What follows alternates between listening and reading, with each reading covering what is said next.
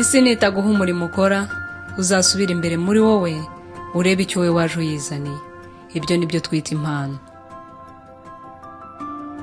Iyo tugeze hano ku isi iduha ubumenyi butandukanye binyuze mu mashuri twiga, amasomo y'ubuzima ndetse n'ibindi.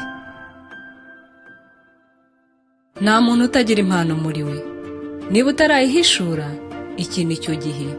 Ikikiza abantu ubonamo indangagaciro zisa n'izawe, bizakugirira umumaro. Tugira ibitekerezo byinshi, nicyo gikorwa umuntu atajya yicara ngo aruhuke. Ibyo bitekerezo nibyo bivamo amahitamo yacu, nayo akatuviramo ubuzima. Ni ubuhe bwoko bw'ibitekerezo byawe? Ntitukarebe ibyo kanaka akora ngo natwe abe ari byo dushyira mu bikorwa, kuko icyo udafitiye ubushobozi bwo gutekereza ntikiba ari icyawe. Shyira mu bikorwa ibyifuzo byawe n'ugushaka kwawe.